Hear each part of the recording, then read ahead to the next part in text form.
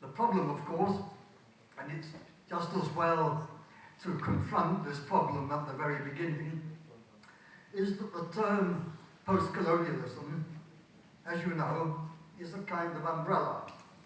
It covers a number of quite different topics, even if there is some relation between them. Indeed, the variety of ideas clustering under the post-colonial umbrella is so great that a 5-volume anthology was published a few years ago. And in these hundreds of articles, you see very different intellectual positions being taken up. I think, for this reason, it might be worth approaching the idea in a historical manner, even a chronological manner. Because the adjective post-colonial was first applied to states, to the newly independent states of India, independent 1947, Ghana, 1957, then the Ivory Coast and Nigeria, then Algeria and Jamaica, Kenya, Angola, Mozambique, and so on. And then, not so many years later, people began to speak of post-colonial writers.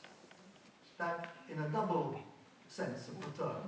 That is, writers who came from places that had once been colonies, but most of the time as well, writers who deliberately engaged with problems of colonialism and the consequences of colonialism in their poetry, in their novels. Since I'm Anglophone examples come more easily to mind. When I think of post-colonial writers, I think of George Lanning from Barbados, author of The Castle of My Skin. I think of the Nigerian novelist Chinua Achebe, writing in English, Things Fall Apart, for example. Of the Nigerian dramatist Wole Soyinka in The Interpreters, or the poet and historian Kamau Brathwaite from Barbados in Rites of Passage, or the Indian novelist Salman Rushdie from Bombay in Midnight's Children. You will, of course, be able to think much more easily than I can of the Lusophone equivalents of post-colonial writers like these.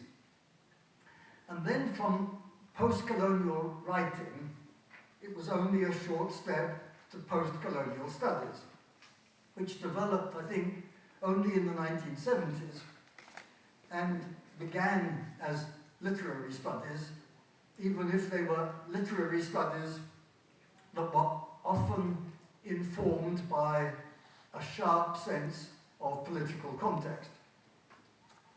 A well-known example is a collective book published in the early 1980s with a rather charming title, The Empire Writes Back.